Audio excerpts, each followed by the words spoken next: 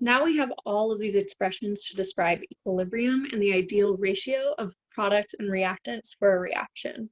But how do we describe a system that isn't at equilibrium? Say, right at the moment of mixing two reactants and no products have formed yet. Or if we start with products already in the reaction mixture as well. How then do we quantify where that reaction mixture is in relationship to equilibrium? Well, here comes the reaction quotient Q, which is an expression to tell us where that reaction mixture is at any given moment, not just at equilibrium. Mathematically, Q looks identical to K. However, they have very different contexts. Q can only be expressed under the presumption that each of these concentrations are measured at equilibrium. Think of the equilibrium constant like a thermostat and the reaction quotient like a thermometer.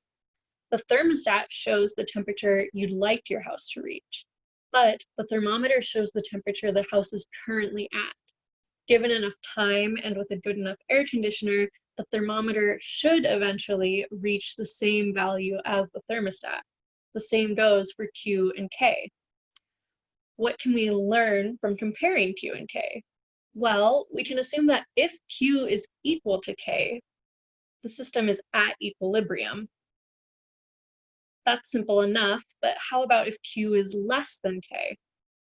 That tells me that we have a larger denominator and a smaller numerator than we want, resulting in a smaller number overall. Therefore, we have more reactants and less products than is ideal. So to eventually reach equilibrium, we expect the reaction will proceed toward the products.